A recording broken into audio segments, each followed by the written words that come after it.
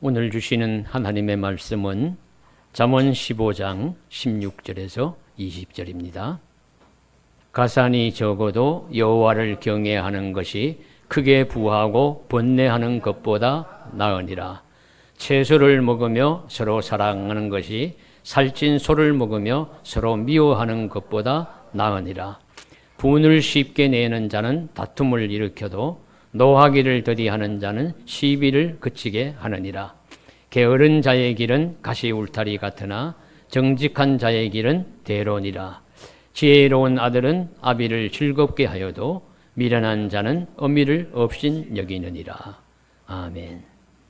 전원 시인 로버트 프로스트의 가지 못한 길은 많은 사람들이 애용하는 유명한 시입니다. 이런 내용이죠. 노란 숲속에 길이 두 갈래로 나섰습니다.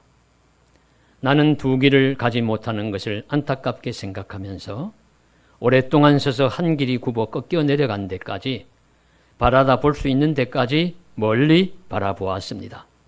그리고 똑같이 아름다운 길을 택했습니다. 이렇게 길을 택한 나는 시의 마지막 연에서 이렇게 회상합니다. 훗날에 나는 어디선가 한숨을 쉬며 이야기할 것입니다. 숲속에 두 갈래 길이 있었다고. 나는 사람이 적게 간 길을 택하였다고. 그리고 그것 때문에 모든 것이 달라졌다고. 사람들이 이 시를 좋아하는 이유는 다른 데 있는 것이 아니라 공감하는 데 있다고 봅니다. 누구나 인생을 살아가면서 선택의 갈림길이 있었을 것이고 그 중에 어느 한 길을 택함으로써 다른 한 길을 가지 못하였고 우리 먼 훗날 돌아보면서 그 가지 못한 길에 대한 아쉬움을 가지는 것이 인생이기도 합니다. 사람은 누구나 두 갈래 길 앞에 설 때가 있습니다. 어느 길을 선택하느냐에 따라서 인생이 달라지기에 우리는 이 시에 충분한 공감을 합니다. 창세기 아브라함과 롯이 함께 가나안 땅으로 들어와서 이곳저곳 다니다가 보니까 식구가 늘어나고 재물이 불어나고 종들이 다투고 하니까 함께 살기가 힘들어졌어요. 그래서 우리 이제 서로 아브라함 가족, 롯의 가족이 나누어 사는 것이 좋겠다. 그래서 서로 헤어지기로 결심합니다. 그래서 아브라함이 이야기하죠. 롯에게 네가 먼저 선택해라. 네가 우하면 나는 좌하겠고 네가 좌하면 나는 우하리라. 그래서 이 롯이 사양치 않고 눈을 들어서 이렇게 바라보니까 소알 땅, 요단 강변 근처에 소알 땅이 비옥하고 살기가 좋게 보입니다. 그래서 눈에 보기에 좋은 그곳을 택하여 가서 살게 되었는데 그곳이 소돔과 고모라가 있는 지역입니다. 소돔과 고모라가 있는 지역이니 그냥 두세요. 소돔과 고모라가 있는 지역이니 그냥 그것이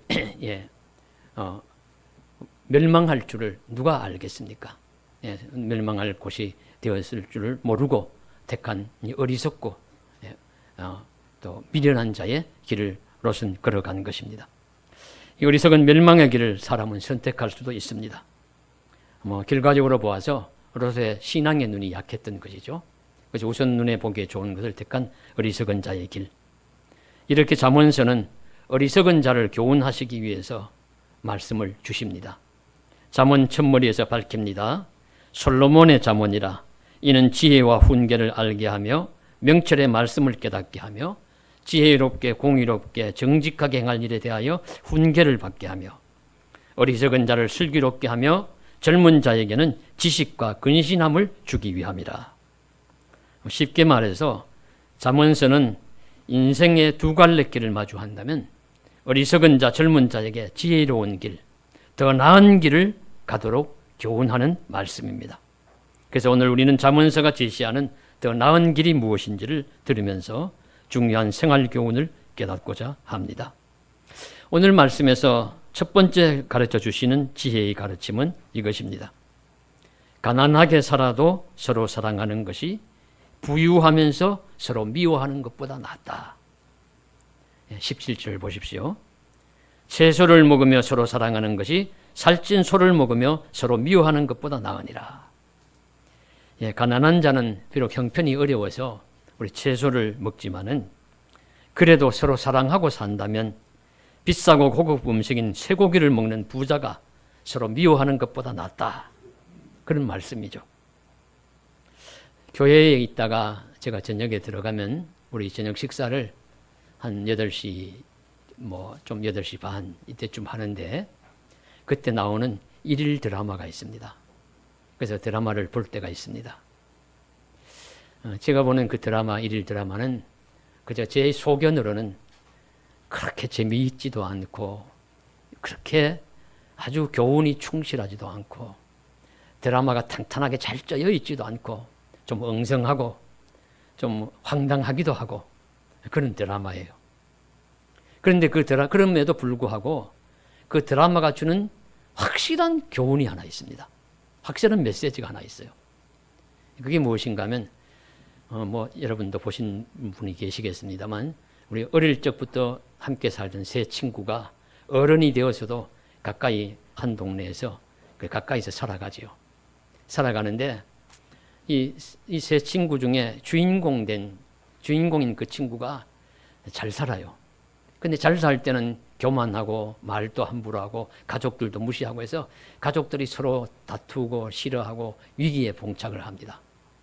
근데 그러다가 이런저런 일을 통해서 여기 기억도 잃어버리고 재산도 다 잃어버리고 해요. 그리고 나서는 착한 사람이 되어가지고 가족에게 돌아와서 살아가니까 함께 살면서 가정이 회복이 됩니다. 가정이 서로 사랑하고 서로 믿어주고 서로 아껴주고 그런 가정으로 변해가요. 그런데 그의 친구인 한 그 친구는 그 친구가 준 복권이 당첨되어가지고 1등으로 당첨되어서 큰 돈을 받습니다. 큰 돈을 받아 이제 부자가 되어서 살아가면서 그것을 흥청망청 쓰는 게 아니라 아끼고 그냥 잘 보관하려고 하지만 간수하려고 하지만 그럼에도 불구하고 돈이 원수라. 그래서 가족들이 서로 부부가 다투고 부모 자녀 간에 불화가 생기고 이 자녀들 간에도 서로 틈이 생기고 하는 그런 내용이에요. 제가 볼 때는 아마 틀림없이 서로 제자리를 찾고 해피엔딩으로 끝날 것이지만 이 엉성한 드라마가 주고자 하는 확실한 메시지는 성경적입니다. 바로 오늘 말씀처럼 채소를 먹고도 서로 사랑하는 것이 살찐 소를 먹고 서로 미워하는 것보다 낫다 하는 말씀처럼 바로 돈이 없던 가정에 돈이 많이 생기면 어떻게 불행해질 수 있는지를 보여주고 또 가난하지만 서로 믿고 의지하고 살아가는 것이 훨씬 낫다는 교훈을 준다는 점에서는 충분히 공감이 가는 이야기였습니다. 물론 우리의 삶이 부유하면서도 서로 화목하고 사랑하면 좋겠지만 그러지 못하다면 두 길이 있는 것이죠. 채소를 먹을 정도로 가난할지라도 서로 화목하고 사랑하며 살 것인가, 아니면 살찐 소를 먹을 정도로 부유하지만 서로 미워하고 다툴 것인가. 이 두 갈래 길이 있다면 지혜로운 자는 차라리 가난하지만 서로 사랑하며 화목한 길을 사는 길을 택할 것입니다. 우리도 오늘 말씀을 기억하고서 가난할지라도 서로 사랑하는 길을 택할 것이요, 부유하다면 미워하면서 살지 말고 서로 화목한 길을 찾는 것이 더 나은 길을 살아가는 지혜로운 사람이라는 사실을 깨달을 수 있기를 간절히 성경은 우리들에게 가르쳐 주시고 있습니다. 그런 지혜로운 사람이 되기를 주님의 이름으로 간절히 소망합니다. 두 번째 지혜로운 자의 길은 이것입니다. 첫째는 가난해도 화목하고 사랑하면서 사는 삶이 더 낫다고 했는데 사실 이것이 마음대로 안 되죠. 가산도 없고 화목하지도 못하면서도 가산도 없고 가난하게 살면서도 화목하지 못한 삶을 살 수도 있습니다. 이것은 최악입니다.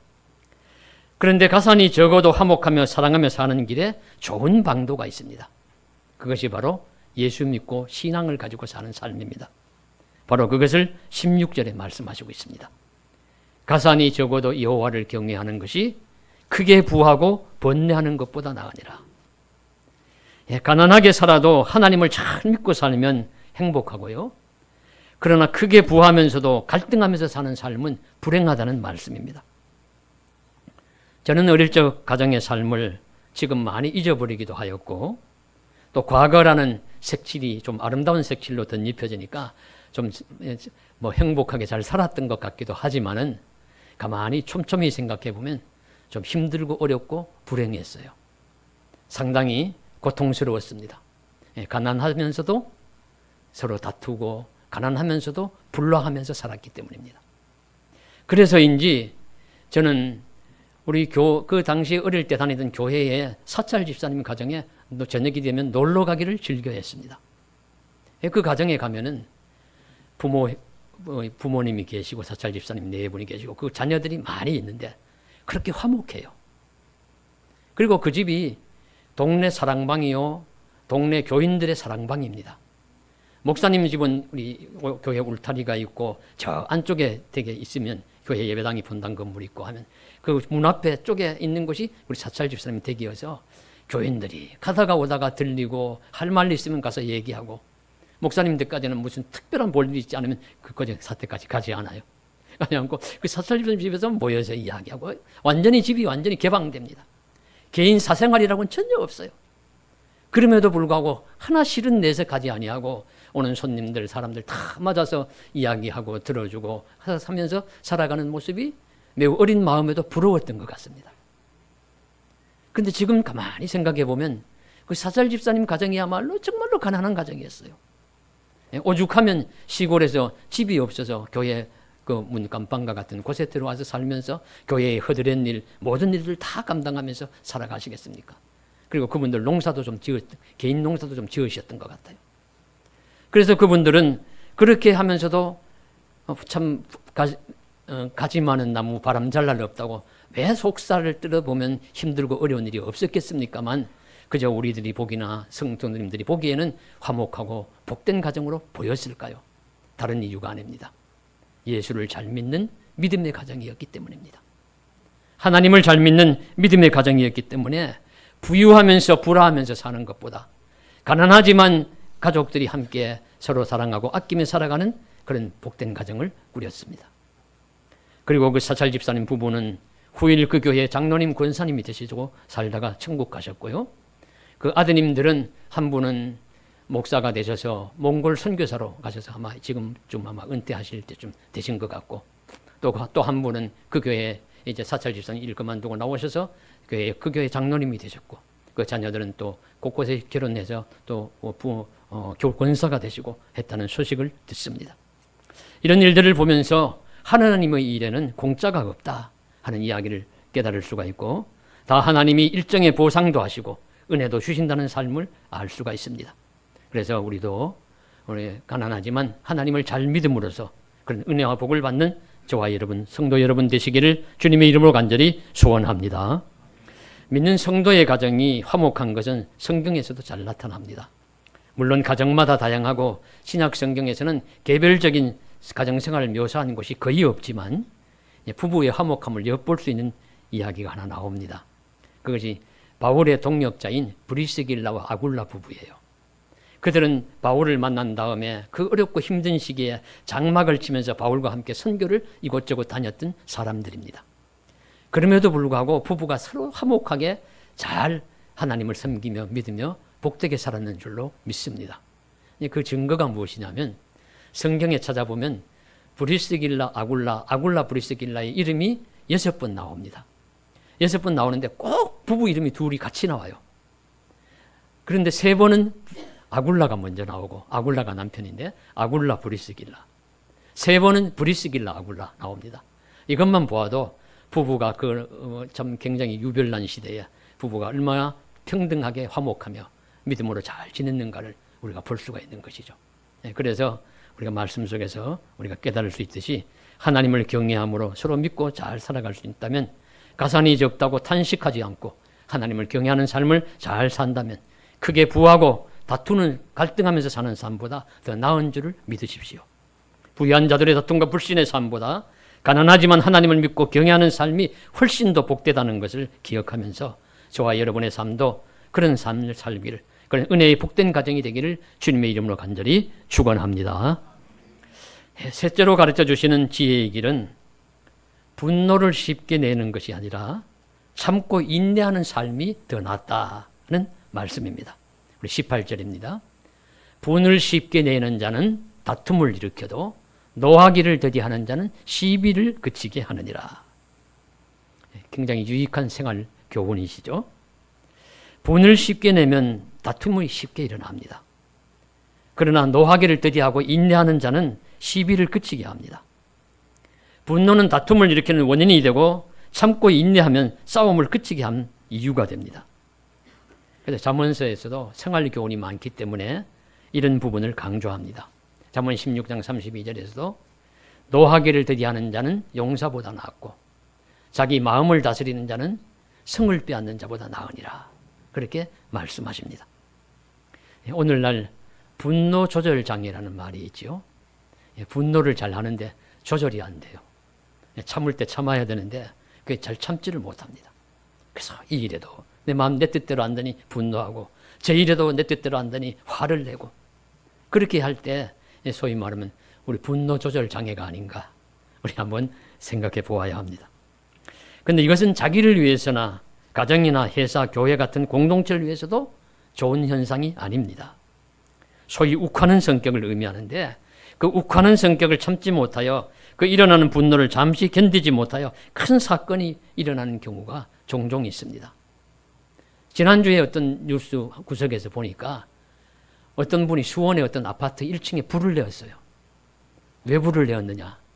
그 집에 사는 고양이가 눈빛이 기분 나빠서 그래서 불을 냈어요. 정말 불을 내서 1층에 활활 타는 모습이 나왔습니다. 그래서 고양이가 기분 나빠, 인상이 기분 나빠서 내가 그 화를 참지 못해서 불을 내었다. 얼마나 분노가 조절이 안 되면 이런 일들을 벌이겠습니까? 그래서 그 뉴스를 보면서 애완동물을 길러도 인상이 좋은 놈 길러야 되겠다. 이런 생각도 하게 됩니다. 다윗도 잘 참을 땐 참지만 욱하는 성질을 부릴 때 만만치 않았습니다. 다윗이 사울에게서 도망자 세월을 살아갈 때 어떻게 살았을까요? 우리 초기에 22장 2절의 말씀 보시면 다윗이 초기에 나왔을 때만 해도 그 함께 따르는 식구가 몇 명이냐면 400명 가량이 되었다고 해요. 400명 가량을 먹이고 입히고 살려면은 얼마나 많은 물자들이 필요하겠습니까? 그것을 할 때마다 전쟁에서 빼앗아 오고 그럴 수는 살 수는 없는 것이죠.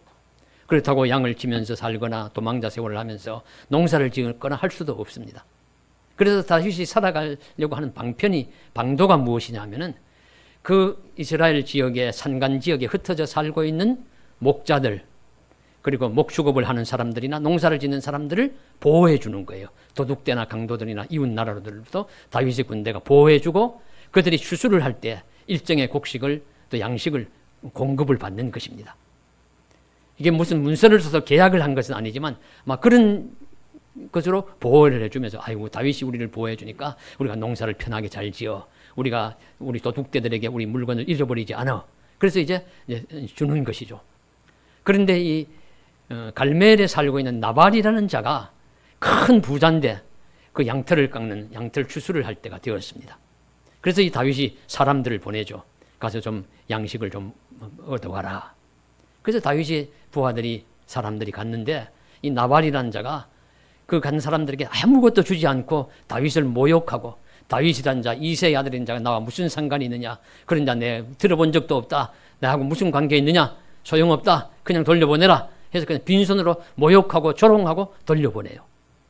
그래서 돌아온 사람들이 다윗에게 여차여차 이야기를 하니까 다윗이 막 화가 막 머리끝까지 오릅니다. 분기탱천합니다. 분기탱천해가지고 그때 식구들이 몇 명이었냐 하면 600명, 최소 600명은 되었어요. 200명은 이 물건을 지키고 400명은 칼을 차고 나를 따라라. 그래서 칼을 차게 하고 말을 타고서는 그 나발을 징계하기 위해서 나발과 그 속에 속한 남자들은 한 명도 살려두지 않고 다 죽이겠다. 이렇게 마음을 먹고서는 막 가는 길이죠. 그런데 그 나발의 아내 되었던 아비가일이라는 여인이 그 소식을 듣고는 그저 가져올 수 있는 거 다 모읍니다. 떡과 포도주와 요리한 양과 곡식과 건포도와 무화과 뭉치 등의 선물을 한 보따리 싸가지고 가서 다윗이 오는 길을 앞을 가로막아요. 납작 엎드려 절을 하면서 다윗의 분노를 누그러뜨립니다. 내 남편은 불량하고 어리석은 사람이라. 그러나 당신의 손으로 피를 흘려 보복하는 것은 하나님이 막으시는 일이라. 당신이 무죄한 피를 흘리는 것은 아무에게도 덕이 되지 않을 것이라. 분을 멈추고 자비를 베푸는 것이 하나님이 당신을 지도자로 세우신 이유일 것이라고, 이런 내용으로 다윗에게 호소를 합니다. 다윗이 그 말을 듣고 분노를 멈추고 자신이 복수하고 피를 흘리려 했던 것에 대해서 돌이킵니다. 그리고 그것을 막아준 아비가일에게 감사하는 마음을 가져요. 이후에 나발은 다윗의 분노의 소식을 듣고 스스로 몸이 굳어 죽고 다윗의 분노를 막아준 아비가일은 다윗의 아내가 되죠. 그런데 보십시오. 이 사건에서 사실 나발이 다윗에게 양식을 제공하지 않았다고 그것이 죽을 만한 죄는 아닙니다. 그게 무슨 말씀드린 바같이 계약서 쓰고 계약을 맺은 것도 아니고요. 그저 선의에 기대서 하는 다윗의 삶의 방식이었을 뿐이에요. 그러나 그것이 요구가 충족되지 않는다고 상대가 응하지 않으면 다윗이 감수해야 되지만 그는 분노해가지고 은혜를 모르는 자라고 분노해서 감정을 조절하지 못하고 혈기와 분노를 조절하지 못하고 함께한 자들을 다 처단하려고 달려갑니다. 만일에 그래서 아비가일이 막지 않아서 다윗이 그를 쳐서 죽였다면 다윗이 성군이 되는 길에 평생을 두고 오점이 되었을 것이에요. 백성들이 두고두고 저자는 자기가 돌보아준 사람들 은혜를 갚지 않는다고 죽인 사람이야, 그렇게 포악한 자야 라는 오명이 계속 따라다닐 것입니다. 그래서 우리도 분을 내거나 쉽게 노를 잘 내는 것은 누구에게도 도움이 되지 않는다 사실을 기억하시고, 특별히 종말의 시기를 살아가는 우리에게 필요한 덕목은 분을 내어도 죄를 짓지 말고 해가 지도록 분을 품지 말고 마귀에게 틈을 주지 말라고 에베소서 4장 26절에 가르쳐 주시고 있습니다. 분을 내어 시비하면 다투면 마귀가 틈타기 쉽습니다. 작은 다툼도 큰 싸움 되기도 합니다. 사소한 일이 큰 일이 되기도 합니다. 그런 틈을 주지 말고 화목하고 사랑하고 인내하고 참고 살아가는 지혜로운 성도님들이 되시기를 주님의 이름으로 간절히 소망합니다. 이제 네 번째 길은, 지혜의 길은 게으르지 말고 정직한 삶을 살라고 말씀하십니다. 우리 19절입니다. 게으른 자의 길은 가시 울타리 같으나 정직한 자의 길은 대론이라. 예, 게으른 자의 길은 편한 것 같지만 편하지가 않습니다. 왜냐하면 게으른 자는 얻을 게 없어요. 거듭고 수확할 것이 없기 때문에 게으른 자는 상당히 불편하고 고통스러운 길을 걸어갈 것이고요. 그리고 게으른 자는 혼자 고생하는 것이 아니라 주변 사람들을 함께 고통을 줍니다. 함께 고생시킵니다. 그래서 게으른 사람과 함께 살면은 여러분 매우 고통스럽습니다. 그래서 생활 교훈을 가르쳐주는 잠언서의 중요한 교훈이 하나가 게으르지 말라는 것입니다. 잠언 6장 6절에 게으른 자여 계미에게 가서 그가 하는 것을 보고 지혜를 얻으라. 계미에게 가서 지혜를 얻으래요. 게으른 자에게는. 잠언 6장 9절에 게으른 자여 내가 어느 때까지 누워 있겠느냐, 내가 어느 때에 잠이 깨어 일어나겠느냐, 그렇게 또 경고하십니다. 잠언 13장 4절에서는 게으른 자는 마음으로 원하여도 얻지 못하나 부지런한 자의 마음은 풍족함을 얻느니라 말씀하시고 있고요. 잠언 19장 24절에서는 게으른 자는 자기의 손을 그릇에 넣고서도 입으로 올리기를 괴로워하느니라. 이렇게 게으르다면 살아갈 수 있을까요? 음식에 손을 넣고도 집에 올리기 싫어가지고 안 먹는 거, 못 먹는 거예요. 그럴 정도로 게으른 자가 있다. 또 게으른 자가 변명하는 모습입니다. 잠언 우리 26장 13절에 게으른 자는 길에 사자가 있다, 거리에 사자가 있다가 하느니라. 그래서 밖에 나가기 싫어하고 그냥 이불 싸질머지고 방에만 있다, 그런 이제 뜻이겠죠. 많은 말씀으로 잠언은 게으른 자를 책망하고 게으른 자의 길을 가지 않기를 교훈합니다. 마태복음 25장에서도 유명한 달란트 비유에 우리 말씀을 기억해 보십시오. 5달란트 받은 2달란트 받은 자는 주인에게 칭찬받습니다. 열심히 살아서 부지런히 살아서 2달란트 5달란트를 남겼기 때문입니다. 그때 이제 주인이 칭찬하는 말이 착하고 충성된 자야, 그렇게 말씀하세요. 말씀을 잘 들었기 때문에 착한 것이고, 그리고 부지런히 일하였기 때문에 충성스러운 자입니다. 충성이란 말 속에는 부지런함이 들어있습니다. 그런데 1달란트 받은 자는요, 그 달란트를 땅에 묻었다가 가지고 와서는 주인이 회개할 때 내어놓고는 주인을 원망해요. 당신은 악하고 인색한 사람이라고, 심지 않은 데서 거두려고 하는 사람이라고 하면서 막 주인을 원망하니까 주인도 화가 나지요. 화가 나서 주인도 강하게 책망합니다. 이 악하고 게으른 자야, 내 하나 있는 것까지도 마저 빼앗아서 더 있는 자에게 주리라. 그 하나 빼앗아 가지고 10달란트 받은 자에게 주어요. 이것을 마태 임팩트, 마태 효과라고도 이야기하는 말이 붙은 것인데, 있는 자는 더 가지고 없는 자는 있는 것도 빼앗긴다 하는 말씀인데요. 어떻든지 이 한 달란트 받은 자가 책망받은 이유는, 악한 이유는 주인을 원망하는 거니까 악한 자가 된 것이고, 그리고 게으른 자라는 것은 그것을 주신 달란트를 숨겨놓고 주신 달란트를 묻어놓고 일하지 않았기 때문에 게으른 자라는 책망을 받은 것입니다. 활용하지 않고 썩히니 게으른 자인 것입니다. 그래서 우리도 게으른 자의 목록에 들어가기가 쉬워요. 그렇다고 보면 우리는 잘 기억하면서 게으른 자가 되어서 책망받을 자가 되지 않기를 바라고, 부지런히 주를 숨기고 이웃을 사랑하면서 주신 말씀을, 주신 달란트를 잘 사용하는 자가 되기를 간절히 소망합니다. 그런데요, 이 잠언서는 대조하는 말로 나와요. 그래서 게으른 자를 만일에 이제 대조해서 나오면 그 다음에 나오는 말씀이 부지런한 자는 길은 대론이라 해야 되는데, 오늘 부지런한 자라고 말씀하지 않고 뭐라고 말씀하고 있습니까?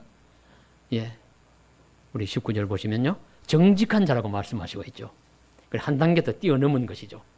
부지런한 자는 자기가 열심히 일해서 정직한 소출을 얻는 것이니까 부지런한 자의 길을 가는 것이라, 그렇게 깨달을 수가 있고, 우리 정직이 최선의 방책이다 하는 말씀과 연관되는 말씀이라고 보여집니다. 산을 등에 지고 가려 했네라는 손봉호 교수의 책을 소개해드린 적이 있습니다.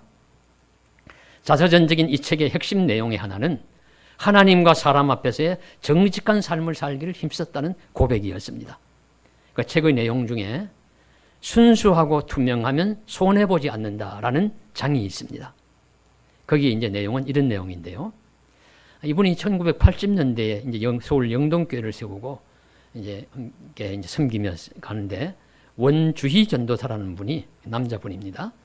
분이 자신이 이제 들어와서 전도사로 와가지고는 이제 장로님하고 이야기를 하면서, 나는 호스피스 사역에 소명을 받았습니다. 저는 앞으로 호스피스 사역을 할 겁니다. 그러니까 아이고 어려운 일을 하려고 하는구나. 내가 힘이 있으면 도와주겠다. 막 이렇게 말하면서 약속을 했는데, 이 원주일 그래서 유학도 가기로 해서 뭐 선진 것을 배우고 오기도 하고 그러기로 하기로 했는데, 이분이 신학대학을 졸업을 하더니만 목사가 되어서는 나는 유학가지 않겠습니다. 그냥 바로 호스피스 사역을 하겠습니다. 그렇게 이야기를 하더래요. 그래서 이 용인에 어떤 건물을 임대해가지고 이제 호스피스 사역을 하는데, 그러니까 막 주변에 반대도 많고 어려움이 많았대요. 그래서 이 서울 영동교회, 서울 영락교회 또 여러 성도님들이 헌금을 내어가지고 민가가 없는 수원백시 문중묘지 근방에 헌금으로 건물을 짓고 지금까지 말기암 환자 통증 완화 사역을 꾸준히 하고 있습니다. 저도 가본 적이 있습니다. 한 두어 번 제가 섬기는 교회 성도님들이 거기 입원하셨기 때문에 가봤는데, 우리 양지에서 우리 이천 가는 방향으로 가는 길에 왼쪽 편으로 들어가면 그 샘물 호스피스 병원이 있었어요. 그런데 이 손봉호 교수님은 이 호스피스에 대한 자부심이 읽으면서 대단하다고 느꼈습니다. 이분이 이야기하는 말로는 60개 병상을 가진 한국에서 가장 큰 호스피스가 되었고, 철저하게 신실하고 신앙적으로 운영하고 있어서 호스피스에 관한 한 전 세계에서 가장 모범적이라고 자부한다. 이렇게 자부하시고 있고요. 독일의 호스피스 몇 곳을 시찰했지만 샘물 호스피스처럼 분위기가 밝은 곳은 없었다. 그렇게 이야기를 합니다. 그러면서 손 교수님 자신이 한 20여 년 이사장으로 섬기면서 한 일이라고는 다른 일을 한 것이 아니라 투명성과 순수성을 강조한 것뿐이래요. 그래서 시작한 첫 때부터 공인회계사에 감사를 받게 하고 모든 기부자와 기부액을 소식시를 통해서 매달 보고하도록 했습니다. 말기 암 환자의 고통을 줄이라고 기부한 돈은 한 푼도 허투루 쓰거나 다른 곳에 써서는 안 된다고 강조했습니다. 그렇게 운영함으로 많은 문제를 해결하고 좋은 호스피스 병원으로 소문난 곳이 되었답니다. 외에도 그가 관여한 미랄복지재단, 국제기아대책기구 등에도 동일하게 투명성과 순수성을 강조했고, 그 결과로 많은 생길 수 있는 어려움을 극복하고 오히려 기부금이 많이 들어와서 재정적인 어려움 없이 효과적으로 운영하는 모범적인 복지기관들이 되었다고 우리 자부하고 있었습니다. 그런데 이런 이제 섬김을 통해서 얻은 확신을 하나 이야기를 해요. 그것이 무엇이냐면, 한국처럼 불신과 부조리가 심한 사회에서도 하나님 앞에서 투명하고 순수하면 반드시 신임을 얻을 수 있고, 정직하면 절대로 손해보지 않는다는 것이다. 잔재주 부리지 않고 원칙에 충실하는 것이 가장 현명한 처세술이라. 하는 확신을 갖게 되었다는 고백이었습니다. 우리는 이 말이 진실이라고 믿습니다. 우리도 정직한 자의 길은 대론이라는 오늘 말씀을 기억하면서 정직한 자의 길을 가서 우리의 앞길에 대로가 열리는 은혜가 넘칠 수 있기를 간절히 소망합니다. 다섯 번째 지혜의 길은 말씀의 결론이기도 합니다. 지혜로운 아들은 아비 즉 부모를 즐겁게 하여도 미련한 자는 의미를 업신여기게 한다.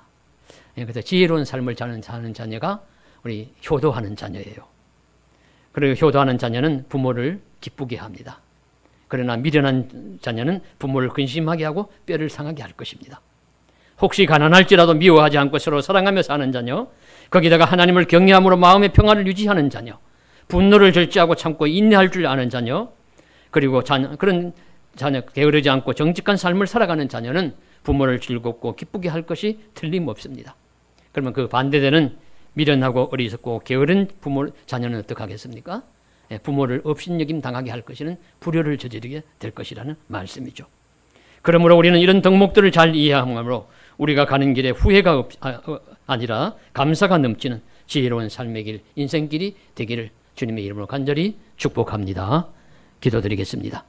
사랑하는 하나님 아버지, 우리의 삶 속에 하나님 함께해 주셔서 지혜로운 자의 길을 걷게 하여 주옵소서. 미련하고 게으른 자의 길을 걷지 말게 하여 주옵시고, 정직한 자의 길을 걷게 하여 주옵시고, 또 하나님 가산이 적어도 하나님을 경외하는 삶을 살게 하여 주옵시고, 여간 채소를 먹어도 서로 사랑하는 지혜로운 삶을 살게 하여 주시옵소서. 그리하여서 부유하지만 다투고 부유하지만 갈등하고 부유하지만 불행한 삶을 살아가는 자들과 같지 말게 하여 주옵시고, 하나님을 믿는 신실한 자녀로서 잘 살아서 부모의 기쁨과 양약이 되게 하여 주옵시고, 부모의 근심과 걱정 또 소홀 경홀히 여김을 당하게 하는 그런 자녀가 되지 않도록 붙들어 인도하여 주시옵소서. 함께해 주실 줄 믿사옵고 우리를 사랑하시는 예수 그리스도의 이름으로 기도드리옵나이다. 아멘.